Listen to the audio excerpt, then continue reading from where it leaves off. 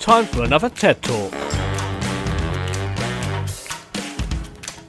Welcome back to TED Talks. So this is day 5. So there isn't an official update today because of the storm in the UK. Guidedog got in touch with me last night and basically said, we're not doing a walk today. We're just going to have a day off. Essentially, it's just far too dangerous. The winds are getting up there. Rain, all of that sort of thing. It's just not safe for us to do. So we decided to just relax today. But I didn't want to miss a day of these updates because I think people are enjoying them and the feedback I've got is good. So even though this isn't going to be an official update for day 5, this will still be a little bit of an update of things that I've thought about and that I think you might like to hear. So this time around, I thought I would introduce you briefly to my previous guide dog who is still living with us, Weston, otherwise known as Wes. He's a black Labrador. He's now 12 years old and I qualified with him around 10 years ago. He's currently on a little bit of a holiday while Ted gets settled, but he will be coming home tomorrow. So on our Instagram, you will see a lot more pictures of those two playing and mucking around together. So I'm not going to go into too much depth about Wes and his working and how he differs from Ted, because very much like every dog is different and I don't really want to compare them because they're both good in their own ways. But what I do think would be interesting is looking at the 2 different styles of training I've done, because this time around with Ted, there's a lot of difference to what I've done previously with Wes. So as mentioned in the first episode, usually training is done in a residential setting. So it would be in a hotel, and that's what I did do with Wes. This meant I went to basically the middle of nowhere to a hotel and did the training for 2 weeks intensive with Wes in this neutral environment. He had never been there. I'd never been there. I was there with other guide dog, like new guide dog owners, who it was their first guide dog as well. And we basically operated out of this hotel because it was completely neutral and all the routes we did were in a completely neutral location. We didn't go anywhere that anyone knew. So it was a little bit of travel to get there, but it made sense. The way they explained it made sense. So the benefits of working out of a hotel is that although the days are quite intense, the food is provided. So guide dogs, they will pay for the hotel and they also pay for the food. So your breakfast, your lunch, your dinner, your snacks, that sort of thing, all provided by guide dogs. So this is something they still do now, but because of like various reasons, I'm doing it from home. This took a lot of strain off because essentially you treat it like a holiday. You went for 2 weeks, you packed all your clothes and you just did 2 weeks. Just essentially like you're like on a holiday where you're training with a new guide dog.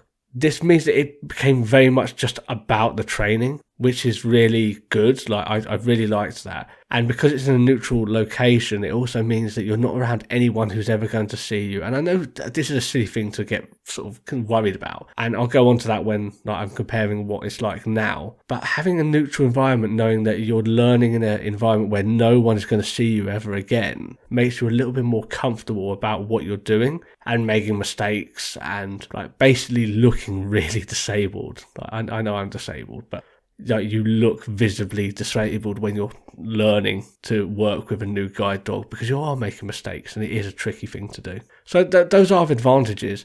The disadvantages are that you aren't learning the routes that you would normally do, so they have to be done at some point. So it does stretch out training a little bit longer, but that's fine. Like that's something you do pick up down the line, and it's all about getting the basics done.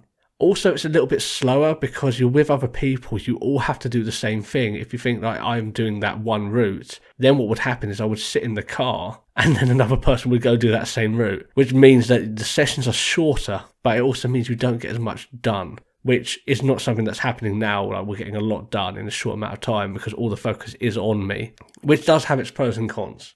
The other disadvantage that I can think of is that you are completely isolated. There's no freedom. You can't go out and just do anything you want. Like you can't go to the shops, can't go to the pub, can't see friends, you miss your family, that sort of thing. You are completely on your own basically. So once the training is finished, that's it. Like you're in your room, that's it. I mean, you can go in the hotel, and this one did have a bar and I did meet a few people there, but it's a hotel. People only there for a night or 2 nights, move on, and then like it's more people. And because, of course, I'm there training with a guide dog, I don't drive, obviously. So it's not like I can travel anywhere because we're in the middle of nowhere. We're like in a woodland area. So it's very much you're stuck there. You can't do anything. So that was a little bit tough to deal with. And like, this was over a decade ago. And of course, like back then, internet was a thing, but it wasn't so widespread. You didn't have Wi-Fi everywhere and 3G everywhere. It was very limited to what it is now. And so, like, you didn't have much you could do in the evening. It was like, watch a DVD. And even then, like, I didn't know to take DVDs with me. So I was stuck for entertainment on a couple of occasions. But that's fine. It just goes with what the situation is. So, of course, I'm working with Ted from home. So the thing with working from home is it is a bit more full on because I'm still doing the daily sort of tasks of running a house and food and things like that. So we're doing these full on sessions. And like I said, they're more intense. And at lunch and breakfast and dinner, I'm still cooking my own meals and things like that. It's not like I can relax. I'm still doing all the stuff I need to do with Ted to get him settled and bonding with him, as well as doing all the other stuff for the house. And it's like laundry, tidying, and everything that goes with it. Because of course, when you're cooking a meal, you've got to clean up after yourself and you've got to prepare it and things like that. So it just means the days are really long. On the plus side, it's your own space as well. So there's entertainment. You can just chill out.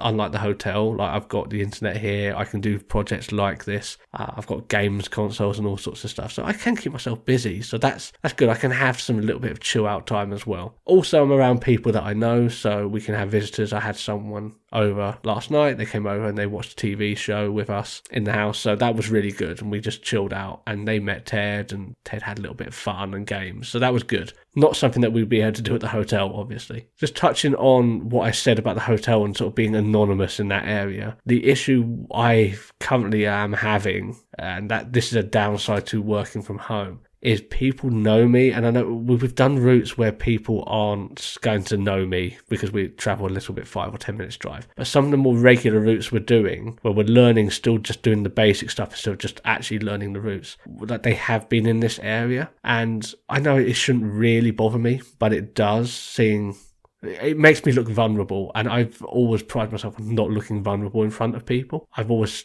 really strided to be a really independent disabled person, and it's not, I don't want it to show. Like, I always look really confident, independent, and because we're learning with a new dog and reinforcing these skills, it means that I do make mistakes, and it makes me look vulnerable just naturally because of the way the training is. And it shouldn't bother me, but it does. And we're going past shops and pubs and various people who will see me day to day. And they're seeing me in like the infancy stage of the training. And it does kind of weigh on my mind. So I don't want people seeing me in this vulnerable state. I'd rather just be here with all the skills and then just learn the routes and just like really smash those routes. But of course, that's unavoidable. That's something I'm just going to have to deal with. And there's no way around that. There's no way around that at all. So I've just got to get on with it. So those are like the things that have been on my mind. Like, so far, I have enjoyed working from home. If I was to choose going forwards, I would probably prefer the hotel, especially now that like the internet has come far further and I know what to expect, like technology and the internet and all that sort of thing. It means that I wouldn't necessarily lose that contact with people because of like Zoom and video calls and stuff like that with my loved ones.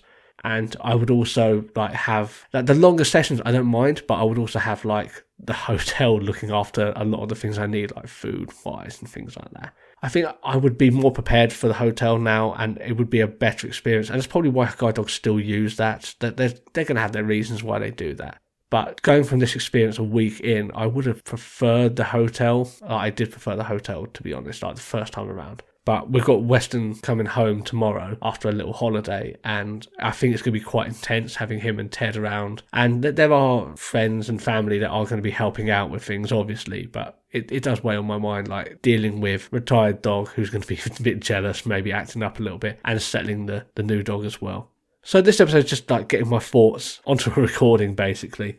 I hope you enjoyed hearing it. It's very much me just being open and honest about things. I wanted to record something today, and this is what came to mind. Just like the comparison between what I've done before and what I've done so far in this week with Ted. I don't want to compare like the very fine details of things. Like I said, I don't think there's any point of comparing the dogs or anything like that. And it was so long ago, I probably wouldn't be able to do a good job of that anyway. But Monday, back to training. So you can look forward to hearing about that, day 6 on Tuesday, because I record these the night after doing the training and then they come live the next day. So enjoy your weekend, and I will chat to you on Tuesday. See ya.